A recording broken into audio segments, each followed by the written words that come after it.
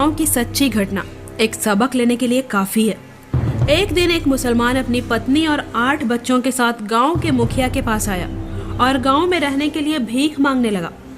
गांव की देखभाल करने वाले एक चौकीदार ने विरोध किया, लेकिन किसी ने उसकी एक नहीं सुनी और मुस्लिम परिवार को गांव में रहने दिया। दिन बीतते गए, मुस्लिम के 8 बच्चे बड़े हुए। जब उनकी शादी की बारी आई तो मुस्लिम सरपंच के पास गए और कहा कि हुजूर के बच्चों की शादी होने वाली है और मेरे पास एक ही घर है। तो गांव वालों ने उसे एक बंजर जमीन दी और कहा कि तुम उस पर घर बनाओ। इसके बाद मुसलमान बनिया के पास गया और उससे पैसे उधार लिए। कुछ समय के बाद उन 8 बच्चों से 74 बच्चे पैदा हुए और देखते ही देखते लगभग 30 वर्षों में उस गांव में मुसलमानों की आबादी 40% हो गई। अब मुस्लिम लड़के अपनी आदत के मुताबिक हिंदुओं से झगड़ने लगे और अपनी औरतों और बहन बेटियों के साथ छेड़खानी करने लगे। धीरे धीरे प्रत्येक हिंदू अपने परिवार के साथ स्वेच्छा से गांव छोड़ने लगा।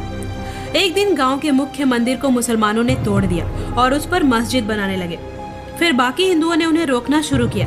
तब मुसलमानों ने कहा कि जो कोई अल्लाह के काम में बाधा डालता है उसे काट दो।